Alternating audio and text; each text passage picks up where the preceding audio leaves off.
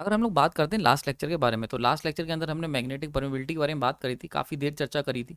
हमने वहाँ पे तीनों तरीके की परमेबिलिटी देखी थी। मैंने कहा था कि आपको बेसिकली 3 तरीके के नाम सुनाई देंगे जनरली। एक था एब्सोल्यूट परमेबिलिटी, एक था रिलेटिव और तीसरा था परमेबिलिटी ऑफ फ्री स्पेस, जो कि कुछ और नहीं था, एब्सोल्यूट परमेबिलिटी थी एयर की। तो ये तीनों चीज़ें हमने चर्चा करी थी। देन मैंने आपको एब्सोल्यूट परमेबिलिटी के बारे में डिटेल में बताया था। मैंने बताया था कि जो बीएच कर्व बनाते हो, उस बीएच कर्व का जो स्लोप होगा वो आपकी एब्सोल्यूट परमेबिलिटी को रिप्रेजेंट करेगा।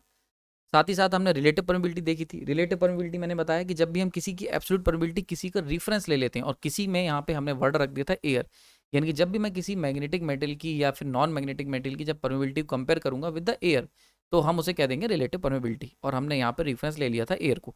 ये भी हमने लास्ट लेक्चर में डिस्कस करा था। तो हमने भैया परमेबिलिटी का नाम बदल के रख दिया था रिलेटिव परमेबिलिटी। ठीक, तो रिलेटिव देखो वर्ड में ही आ रहा है, रिलेटिव परमेबिलिटी मतलब किसी मेटेरियल की permeability with reference to a certain measure standard, जो भी हमने सेट करे थे, और हमने क्या लिया था, एयर ली थी, यानी कि absolute permeability of free space. ये भी हमने चर्चा करी थी। देन मैंने आपको बताया था इसका मतलब क्या हुआ। रिलेटिव परमेबिलिटी अपने आप में एक बड़ा इंपॉर्टेंट टर्म था। रीजन क्या था, क्योंकि अगर एब्सोल्यूट परमेबिलिटी की बात करते हैं तो आपको याद होगा मैंने बताया था कि म्यू नॉट 4 × 10⁻⁷ बड़ा ही अजीबो गरीब वैल्यू है, इसको याद रखना है, या आपको याद रखना ही पड़ेगा क्योंकि हमने उसको रेफरेंस लेके चल रहे हैं। तो अगर मैं हर मैग्नेटिक मटेरियल की परमेबिलिटी की बात करूं तो बहुत लंबा चौड़ा नंबर होगा, ठीक है, बहुत अजीबो गरीब नंबर होगा। तो हमने क्या करा, साइंटिस्ट ने, इंजीनियर्स ने, इसको सिंप्लीफाई करने के लिए हमने रिलेटिव परमेबिलिटी को ईजाद किया। हमने कहा कि उसकी एब्सोल्यूट परमेबिलिटी कितनी भी हो यार, हमें कोई फर्क नहीं पड़ता, एयर के रेस्पेक्ट में बता दो बस कितनी है। फॉर एग्जाम्पल अगर मैं तुमसे कहूँ 24 आलू दे दो, 600 आलू दे दो, 624 आलू दे दो, ये अपने आप में एक बड़ा ही बेतरतीब नंबर है। तो हम क्या करेंगे, हम कहेंगे किलो के हिसाब से। तो हमने कहते हैं कि 2 किलो आलू दे दो, तो देखो हमने 2 किलो के अंदर हो सकता है 30-35 आलू चढ़ जाएं। पर 30-35 आलू बोलना एक अजीब शब्द है, उसको कैलकुलेट करना भी, उसके कितने पैसे हुए ये भी देना बड़ा कॉम्प्लिकेटेड काम हो जाएगा। वहीं पे अगर मैं कहता हूँ 2 किलो आलू दे दो, तो सिंपल सा हमने क्या करा, उसको रिलेटिव कर दिया, यानी कि रिलेटिव टू 1 kg। हम 2 किलो जब आलू खरीदते हैं तो हम कह देते हैं रिलेटिव टू 1 kg हमें टू टाइम्स दे दो, ठीक है। तो वो भी, जो भी हम खरीदारी करते हैं, जहाँ भी पेमेंट करते हैं, वो रिलेटिव पेमेंट होता है। तो हम लोग रिलेटिव ये इस तरीके की चीज़ों को मीज़र करते हैं। तो इसीलिए रिलेटिव परमेबिलिटी का अपना सिग्निफिकेंस है मीजरिंग वर्ड में। जब भी हम मीजरमेंट की बात करते हैं, चाहे फिजिक्स हो चाहे इंजीनियरिंग हो, तो इसीलिए रिलेटिव को हमने रिलेटिव टर्म यहाँ पे इंट्रोड्यूस करवाई। हमने कहा कि अगर म्यू आर 1 है तो हमारा जो मटेरियल होगा वो एयर की तरह वर्क करेगा। म्यू आर लेस देन 1 होगा तो वो बेकार हो जाएगा, यानी कि पुअरर देन एयर बिहेव करेगा। और वहीं पे अगर म्यू आर ग्रेटर देन 1 है तो ऐसे केस में हमारा जो मटेरियल है वो बहुत अच्छा वर्क करेगा कंपेयर टू द एयर। ये सारी चीज़ें हमने लास्ट लेक्चर में कवर कर ली थी। नाउ आगे चलते हैं। आज इस लेक्चर के अंदर हम लोग, मैंने आपको बताया था लास्ट लेक्चर जब मैंने खत्म करा था कि हम थोड़ा सा और डिटेल में जाएंगे। तो आज इस लेक्चर में मेरा नाम प्रांजल है, और आज हम लोग बात करेंगे मैग्नेटिक मटेरियल को भी हम क्या पहचान सकते हैं परमिएबिलिटी की मदद से, यानी कि हम लोग परमिएबिलिटी को आज जोड़ देंगे मैग्नेटिक मटेरियल से। इसका हिंट तो मैंने लास्ट लेक्चर में दे दिया था, पर इसका डिटेल डिस्कशन आज करेंगे। क्लियर हो गया। साथ ही साथ आपको पता चलेगा कि रिलेटिव परमिएबिलिटी की वैल्यू कितनी कितनी हो सकती हैं अलग अलग मैग्नेटिक मटेरियल्स की। चलिए शुरू करते हैं। तो सबसे पहले अगर मैग्नेटिक मटेरियल की पहचान करनी है with the help of permeability, तो वो कैसे करेंगे। तो मान के चलते हैं हम 3 मैग्नेटिक मटेरियल मार्केट से खरीद के लाए हैं। एक जिसके ऊपर लिखा हुआ है म्यू लेस देन एयर, एक जिसके ऊपर लिखा है mu greater than, sorry, equal to air, and तीसरा है म्यू बहुत बहुत ज़्यादा है एयर से, ठीक है। तो mu greater then mu air, तो 3 तरीके के मेटल भाई पॉसिबल है। या तो आपकी value absolute permeability of free space के बराबर होगी, या तो आपकी परमिबिलिटी की वैल्यू, एब्सोल्यूट परमिबिलिटी की वैल्यू मटेरियल की एयर से कम होगी, या फिर एयर से ज़्यादा होगी। ये तीन ही केस पॉसिबल हैं। तो पहले केस की अगर हम बात कर लें, पहले केस में अगर हम फ्लक्स लाइन से, मैग्नेटिक फ्लक्स लाइन्स को पास करेंगे तो इस तरीके से रिपेल हो जाएंगी। दूसरे केस की बात कर लें तो लगभग लगभग सेम जाएंगी, या कह लें स्लाइट अट्रैक्शन हमें देखने को मिलेगा। ऑलमोस्ट स्ट्रेट होंगी पर थोड़ा सा अट्रैक्शन बहुत ही स्लाइट देखने को मिल जाएगा। वहीं पे अगर म्यू बहुत बहुत ज़्यादा होगा तो ऐसे केस में हम देखेंगे कि बहुत हैवी अट्रैक्शन हमें देखने को मिलेगा। आसपास की जितनी भी लाइनें उन्हें अपने अंदर सोख लेगा वो। इसके ऊपर हमने लास्ट लेक्चर में, आपको याद होगा, ये सब मैंने चर्चा कर चुका था, उसी को यहाँ पे समराइज करेंगे और एनालाइज करेंगे। क्लियर हो गया। तो ये 3 केस निकल के आए थे। पहला केस अगर हम देख लें तो वहाँ रिपल्शन हमें साफ साफ देखने को मिल रहा है कि जब भी कोई, अगर कोई ऐसा मटेरियल है जिसका mu less than mu air है, ठीक है। अच्छा, ये म्यू और म्यू एयर हमने क्यों कंपेयर करा है, क्योंकि भैया मैंने आपको बताया था जनरली हम जानते हैं म्यू आर कितना होता है, म्यू आर इक्वल टू होता है mu material divide by mu air, ठीक है। नाउ अगर हम बात करें, लास्ट लेक्चर में मैंने आपको कंपेयर करा था mu air, sorry mu relative less than 1, equal to 1 और ग्रेटर देन 1। इसी को, इसी चीज़ को मैं लिख सकता हूँ एयर के टर्म्स में भी, यानी कि अगर फॉर एग्जाम्पल ये वाला केस ले लें, पर्टिकुलर केस, तो mu divide by mu air, ठीक है, इक्वल टू होता है mu relative. Now mu relative अगर लेस देन 1 है, ये वाला मटेरियल हो गया जिसका म्यू रिलेटिव लेस देन 1 होगा, तो इसे म्यू रिलेटिव लेस देन 1 कह लो या फिर mu less than mu air कह लो, एक ही बात है। देखो यहाँ पे कर सकते हो, म्यू इधर भेज दो तो mu less than mu air निकल के आएगा। क्लियर हो रहा है? तो ये जस्ट उसी का एक दूसरा रिप्रेजेंटेशन है। ये मैंने इसलिए लिया है क्योंकि कई बार एग्जाम्स में इस तरीके से भी क्वेश्चन पूछे जा सकते हैं। आपको घुमाने के लिए डायरेक्टली हम म्यू रिलेटिव का नाम ना लेके म्यू एब्सोल्यूट परमेबिलिटी ऑफ, ये क्या है, this is absolute permeability of magnetic material या मटेरियल की परमेबिलिटी हो गई, और ये क्या है, एयर की, यानी कि absolute permeability of free space. ठीक है, तो कई बार ऐसा हो सकता है आपको क्वेश्चन घुमाने के लिए क्या करेंगे, वो आपको एयर दे देंगे, रिलेटिव परमेबिलिटी ना देके वो म्यू और म्यू एयर के बीच का एक रिलेशन आपको दे देंगे। तो उस तरीके से मैंने यहाँ पे सॉल्व किया है। तो आई होप समझ में आ गया होगा। ये लेक्चर अगेन मैं बता रहा हूँ, ये सिक्वेंशियल लेक्चर है, पुराना लेक्चर देख के आना पड़ेगा आपको क्योंकि वो जरूरी है। वहाँ पे मैंने बहुत डिटेल में इस चीज़ की चर्चा की थी। आज हम लोग एनालाइज करने की कोशिश कर रहे हैं। ठीक है, तो बेसिकली हमने क्या सीखा कि भैया अगर म्यू, तीन केस हमने ले लिए, तीन मटेरियल है मेरे पास। एक मटेरियल है जिसके अंदर mu less than mu air है, दूसरा material mu equal to mu air है, और तीसरा था म्यू बहुत ज़्यादा बड़ा है म्यू एयर से। अगर मैं इसको रिलेटिव परमेबिलिटी के टर्म्स में लिखूं, डिकोड करूं, तो ये आ जाएगा तुम्हारा म्यू आर लेस देन 1, ये mu R almost equal to 1, and this is mu R greater than 1। ठीक है, क्लियर हो गया ये चीज। तो पहले वाले केस में हमें देखने को क्या मिलता है कि फर्स्ट केस में हमें देखेंगे कि हम रिपल्शन हो रहा है ना, रिपल्शन हो रहा है, इसका मतलब क्या हुआ कि हम यहाँ पे कह सकते हैं पहला केस, तो पहला केस जो होगा वो डायामैग्नेटिक की तरह वर्क कर रहा है। कुछ कुछ आपको याद होगा जब हमने डायामैग्नेटिक मेटल के बारे में चर्चा करी थी, तो मैंने वहाँ पे आपको ये चीज़ बताई थी कि वो जब भी हम उसे किसी मैग्नेटिक फील्ड के अंदर रख देंगे तो वहाँ पे वो क्या करेगा कि मैग्नेटिक फील्ड लाइंस को रिपेल करेगा। सो पहला केस हो गया डायामैग्नेटिक का। दूसरा केस की बात कर लेते हैं, स्लाइट अट्रैक्शन हमें देखने को मिल रहा है, या कह सकते हैं लाइनें सीधे सीधे पास हो जाएंगी, यानी कि mu slightly greater than air या म्यू इक्वल टू एयर अगर होगा तो लाइनें सीधी सीधी जाएंगी फ्लक्स की, या थोड़ा सा बहुत माइन्यूट सा अट्रैक्शन देखने को मिलेगा। तो इस तरीके के मेटल को हम कह देते हैं paramagnetic. Now third one is कि अगर म्यू बहुत ज़्यादा हुआ एयर से, यानी कि अगर हम ऐसा देखें कि बहुत ज़्यादा एयर से ज़्यादा है, इसका मतलब बहुत ही अच्छा कंडक्टर है, बहुत ही अच्छा कंडक्टर है, तो सारी फ्लक्स लाइंस एयर से क्यों जाएंगी, सारी फ्लक्स लाइंस उस मैग्नेटिक मेटल से पास होंगी।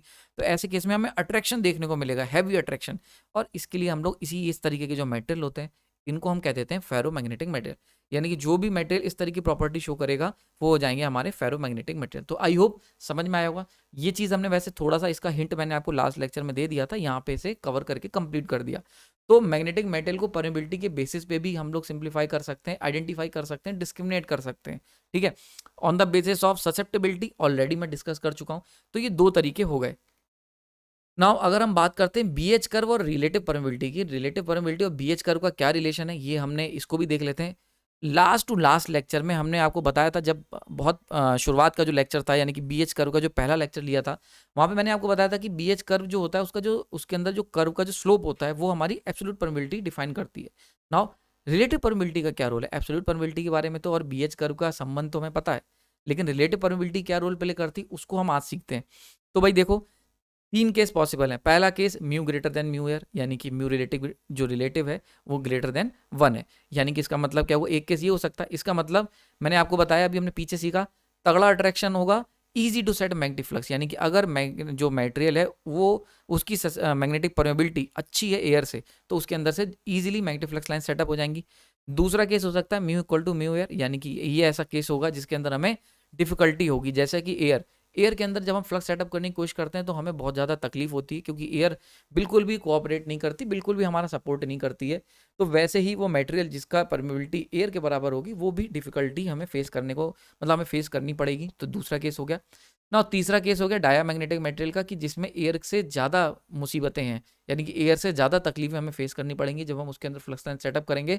तो impossible to set magnetic flux, यानी कि उसके अंदर फ्लक्स को सेटअप करा ही नहीं जा सकता, ऑलमोस्ट इम्पॉसिबल है। क्लियर हो गया। तो ये तीन केस पॉसिबल है ना। अगर बीएच कर्व पे हमने ड्रॉ करने की कोशिश करें तो फेरोमैग्नेटिक और एयर कोर, यानी कि देखो जनरली ये जो तीसरा वाला है डायामैग्नेटिक और पैरामैग्नेटिक, इनका कोर का इस्तेमाल नहीं होता है, आगे मैं कवर करूंगा इसको भी, अभी पहले समझ लो। तो जनरली जो हम लोग बीएच कर्व बनाते हैं, फेरोमैग्नेटिक कोर का भी मैंने पीछे आपको बीएच कर्व हमने थोड़ा सा स्लाइटली बनाया था।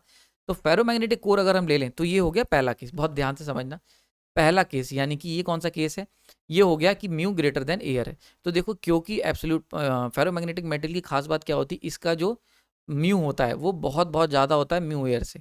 ठीक है, तो अगर म्यू एयर है, यानी कि अगर आपने एयर कोर ट्रांसफॉर्मर लिया है, बहुत फेमस है ये कर्व, बहुत ज़्यादा फेमस है जब हम बात करते हैं ट्रांसफॉर्मर्स की, ट्रांसफॉर्मर्स में।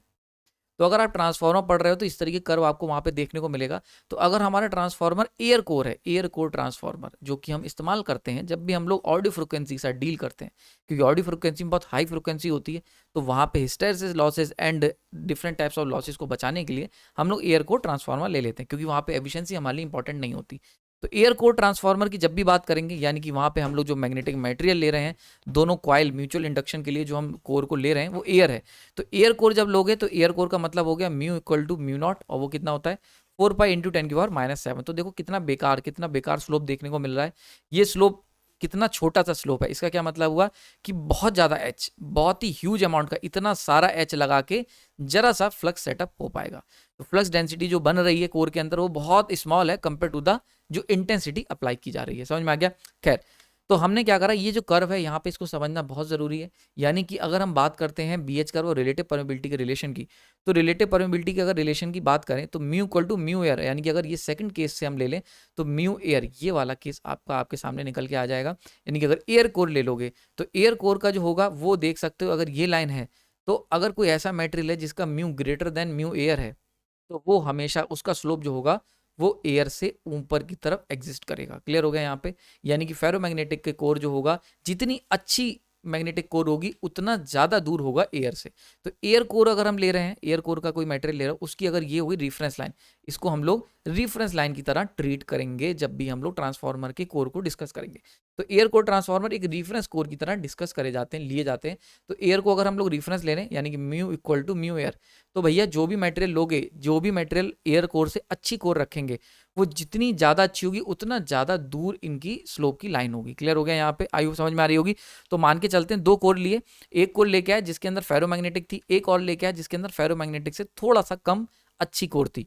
तो आप देखोगे जितनी अच्छी कोर, ठीक है, ये 3-4 मान लेते हैं कोर लेके आए, this one is core 1, this one is core 2, this one is core 3। तो हम यहाँ पे कह सकते हैं कि कोर 1 जो होगी उसकी जो परमेबिलिटी है, यानी कि परमेबिलिटी, एब्सोल्यूट परमेबिलिटी म्यू 1, वो बहुत ज़्यादा अच्छी होगी म्यू एयर से। म्यू 2 अच्छी होगी एयर से लेकिन कम होगी म्यू 1 से। क्लियर हो गया? ऐसी म्यू 3 ये भी अच्छी होगी म्यू एयर से, पर ये कम होगी म्यू 2 और कम होगी म्यू 1 से। क्लियर हो रहा है यहाँ पे? तो एक सीधा सीधा रिलेशन बना सकते हो, एक अंडरस्टैंडिंग बना के चल सकते हो, एक कह सकते हैं एक नॉलेज लेके चल सकते हो। सिंपल सा पार्ट है कि एयर कोर यानी कि जो हम एयर की लाइन लेंगे वो रेफरेंस ले लेंगे, और उसके बाद जो भी कोर आप लेके आए हो, अगर आपसे कहा जाए, किसी गेट के पेपर में क्वेश्चन आ जाता है कि भैया 3-4 लाइनें दे रखी हैं और आपको पहचानना है कि कौन सी अच्छी कोर है, उनको हमें सीक्वेंस में अरेंज करना है, तो इजीली अरेंज कर सकते हो। इस पर्टिकुलर पार्ट को देखने के बाद आपको एकदम पिक्चर क्लियर हो गई होगी। तो आई होप समझ में आ गया होगा। आगे चलते हैं। नाउ वैल्यूज क्या क्या हो सकती हैं, तो मैं आपको एक बड़ा ही इंटरेस्टिंग चार्ट दिखाता हूँ, रिलेटिव परमेबिलिटी की वैल्यूज क्या क्या हो सकती हैं। तो ये चार्ट एक्चुअली मैंने ये गूगल पे आपको मिल जाएगा बहुत ईजिली, तो यहाँ पे देख सकते हो, बड़ा इंटरेस्टिंग सा है यहाँ पे कि देखो जो मैं आपसे बात कह रहा हूँ वो बात यहाँ पे चार्ट में दिख रही है। बस कलर जरा चेंज कर लें। हाँ, मैंने आपको क्या क्या सिखाया, हमने सीखा कि अगर कोई मैग्नेटिक मटेरियल है जिसका mu equal to mu air है, ठीक है, तो ऐसे मटेरियल जनरली कौन से होते हैं? पैरामैग्नेटिक होते हैं। फिर हमने एक चीज़ और सीखी, mu less than mu air जो होगा वो ऐसे मेटल क्या करेंगे? रिपेल करेंगे, तो ये कौन से होते हैं? डायामैग्नेटिक होते हैं। फिर हमने सीखा कि म्यू अगर बहुत ज़्यादा होगा म्यू एयर से, ऐसे मेटल क्या होते हैं? ये बहुत अच्छे कंडक्टर होंगे फ्लक्स के, और क्या करेंगे? अट्रैक्ट करेंगे, और अट्रैक्ट करेंगे तो इनको हमने नाम दिया था फेरोमैग्नेटिक मटेरियल। याद है? आई होप ये सारी चीज़ें हमने डिस्कस करी हुई हैं, ये सारी चीज़ों के बारे में हमने ऑलरेडी पीछे चर्चा की हुई है ना। यहाँ एग्जाम्पल देख सकते हैं, ठीक है, तो ये सारी चीज़ें हमने चर्चा कर रखी थी ना। यहाँ पे यार एक बड़ी इंटरेस्टिंग चीज़ें जो हमें देखने को मिल रही हैं, यहाँ पे आप पहला एग्जांपल देखो, बिस्मथ ना, बिस्मथ जो भी आपको प्रोनाउंस करना है, यहाँ पे मैं इंग्लिश नहीं पढ़ा रहा हूँ।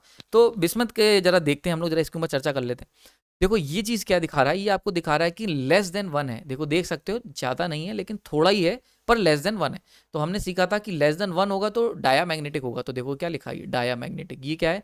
Less than 1। समझ में आ रहा है? तो देखो जो बात हमने सीखी थी वो यहाँ पे एग्जाम्पल से रिप्रेजेंट हो रही है, यानी कोई बातें हवा में नहीं हो रही ना। अगर एयर की बात कर ले, एयर, तो एयर की रिलेटिव परमेबिलिटी क्या होगी? 1 होगी। अच्छा, एयर की बड़ा इंपॉर्टेंट इंटरेस्टिंग क्वेश्चन आ जाता है बहुत बेवकूफ़ी वाला, पर बहुत बार पूछ लिया जाता है कि रिलेटिव परमेबिलिटी ऑफ एयर, ठीक है, बड़े ध्यान से समझना, रिलेटिव परमेबिलिटी ऑफ एयर ये 1 क्यों होता है भाई? ये बहुत इंपॉर्टेंट क्वेश्चन है, कभी कभी आपके एग्जाम से पूछा जाएगा, वाइवा पूछ लेगा, है बहुत अजीब सा, बहुत सीधा सा क्वेश्चन है, लेकिन ये कई बार कंफ्यूज कर देता है।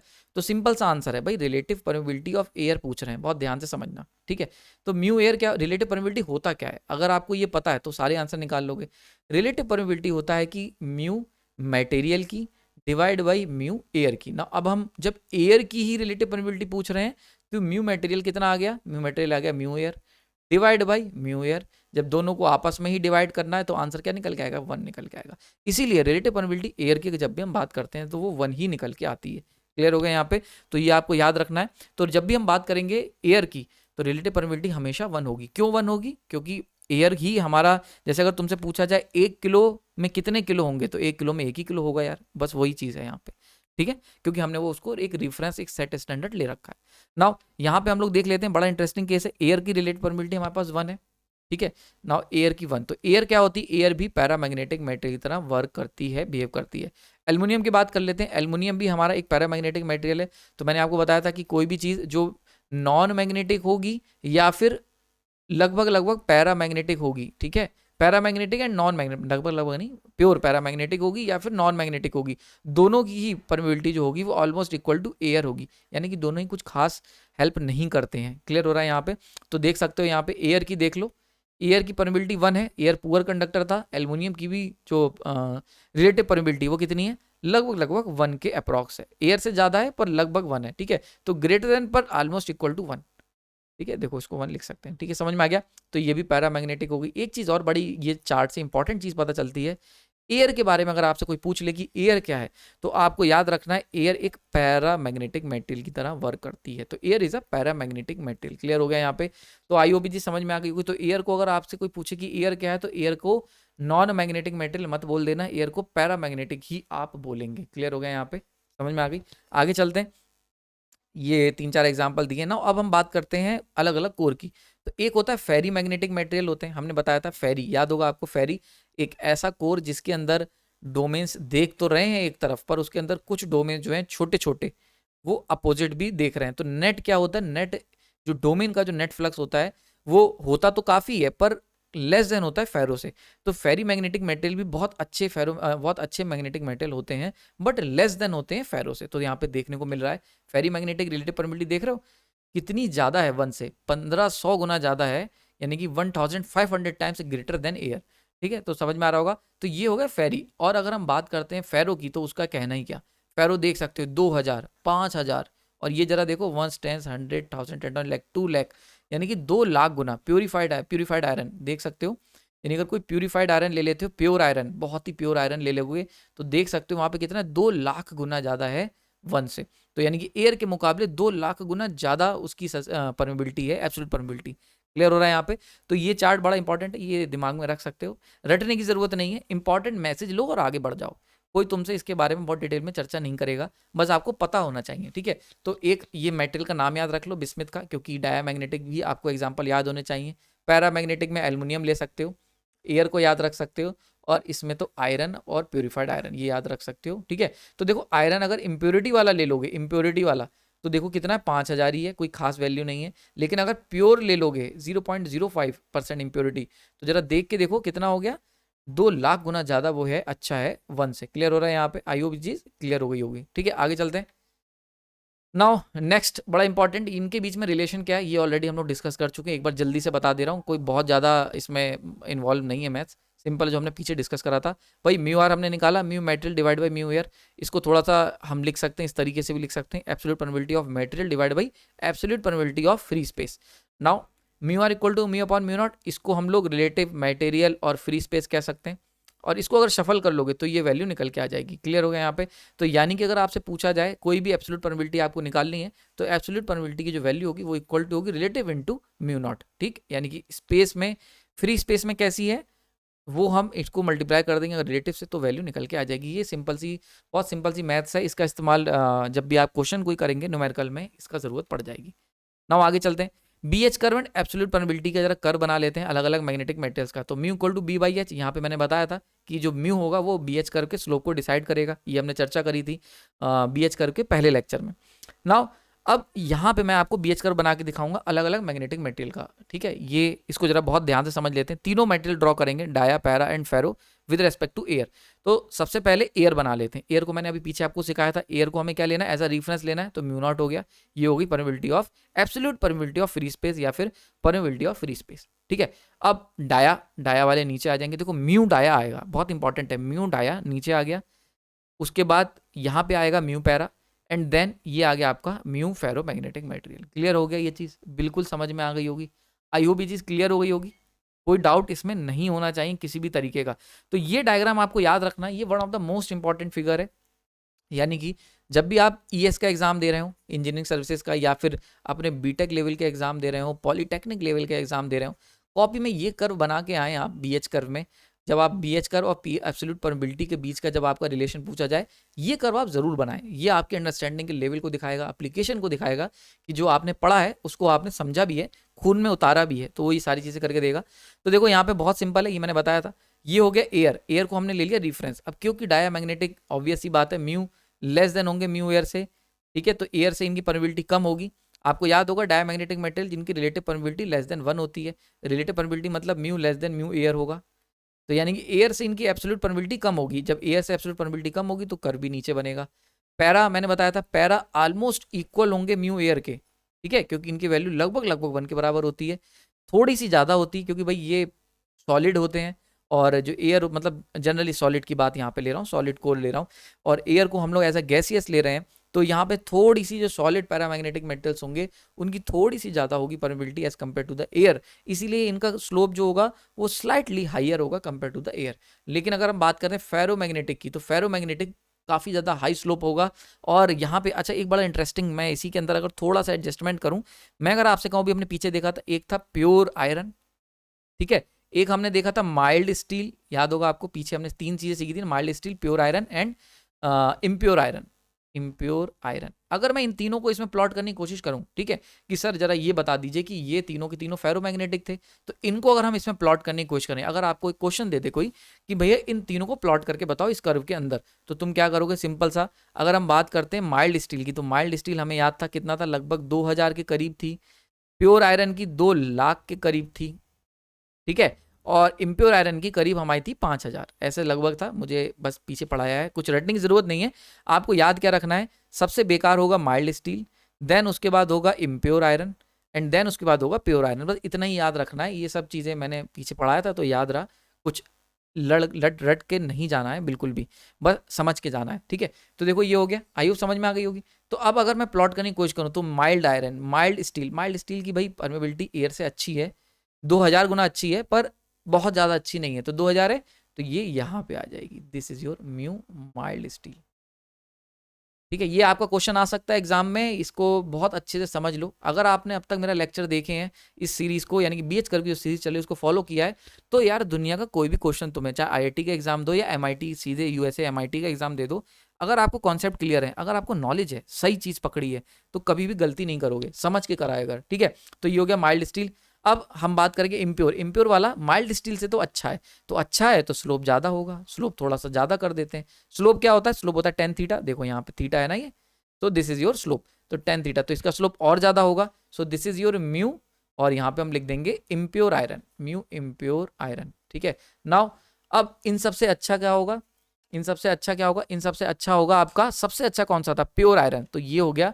तो अगर प्योर आयरन बनाने कहूँगा तो ये इसको ही कह देते हैं प्योर आयरन, प्योर आयरन, ठीक है। तो आई होप समझ में आ गया होगा। तो फेरो में भी अलग अलग कैटेगरी होती हैं, अच्छे लोगों में भी 3 तरीके के लोग होते हैं, थोड़े से अच्छे हैं, बहुत अच्छे हैं, और बहुत ही ज़्यादा अच्छे हैं। तो ये बहुत ही ज़्यादा अच्छे मतलब यहाँ पे बना देंगे।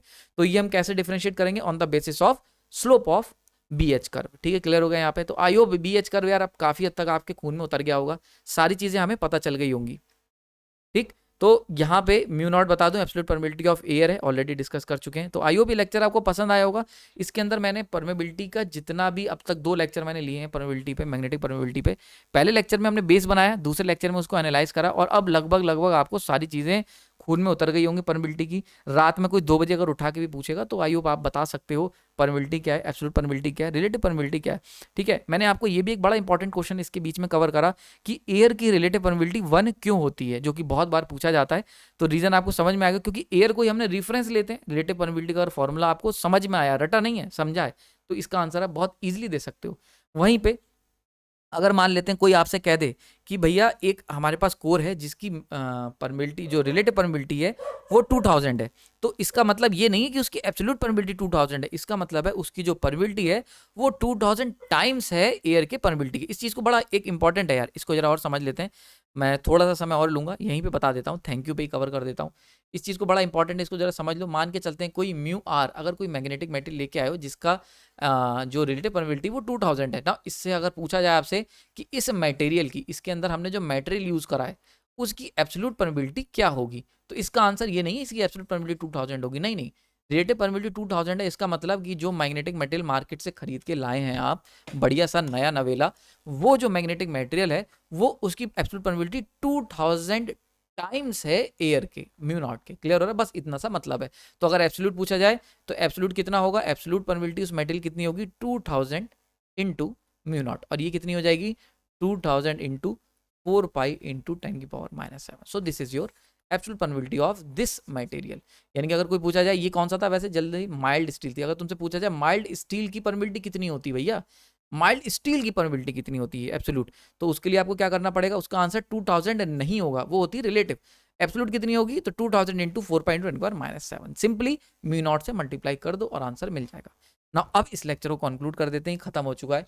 ठीक है, फाइनली ये एक इंपॉर्टेंट पॉइंट था, क्योंकि बहुत सारे न्यूमेरिकल यार देखने को मिल जाएंगे तुम्हें, छोटे छोटे टुच्चे टाइप के न्यूमेरिकल मिल जाएंगे आपको एग्जाम्स में, तो वो आपको इसी तरीके से सॉल्व करने पड़ेंगे। कोई भी रटने की चीज़ ज़रूरत नहीं है, कोई भी फैक्ट आपको याद रखने की ज़रूरत नहीं है, जस्ट सिंपली अगर आप मेरे लेक्चर देख रहे हो, मैं कभी भी हमेशा फोकस करता हूँ, क्योंकि यार मैं खुद कुछ याद नहीं रख पाता, तो आपको भी कभी नहीं कहूँगा कि कुछ रट के चलो। तो आपको बस समझना है और कॉमन सेंस का इस्तेमाल करके समझ में चीज़ें आपको बैठाती जानी है अपने दिमाग में। क्लियर हो गया यहाँ पे, तो इसको कंप्लीट करते हैं ना। अब बढ़ेंगे हम लोग नेक्स्ट लेक्चर में, जब बात करेंगे तो बीएच कर्व को जरा थोड़ा सा आगे लाएंगे, वो पीछे छूट गया है, उसमें परमिबिलिटी ने कवर कर लिया था सीरीज को, पर अब हमने इस वेलेन को खत्म कर दिया है, ये जो केस था उसे सॉल्व कर दिया है। अब वापस से अपने ओरिजिनल केस पे चलेंगे जो कि बीएच कर्व का चल रहा है हमारा कंटिन्यूस में, और बड़ी इंटरेस्टिंग सीरीज होने वाली है। अब हम लोग धीरे धीरे हिस्टेरेसिस की तरफ बढ़ेंगे, यानी कि बीएच कर्व में हिस्टेरेसिस क्या होता है, सैचुरेशन क्या होता है, और उसके बाद soft magnetic material, hard magnetic material, इन सब के ऊपर चर्चा करेंगे। आई होप आपको लेक्चर पसंद आ रहे होंगे, आपको ये सीरीज पसंद आ रही होंगी, पसंद आ रही है तो लाइक करें, शेयर करें, क्योंकि यार ये बहुत ज़रूरी है ज़्यादातर लोगों तक ये पहुंचे। मेरे को भी इससे इंस्पिरेशन मिलता है, एटलीस्ट एक लाइक तो आप कर ही सकते हो मेरे लिए, इतनी इफर्ट्स के लिए आपने अपना कीमती समय दिया, अगेन उसके लिए धन्यवाद।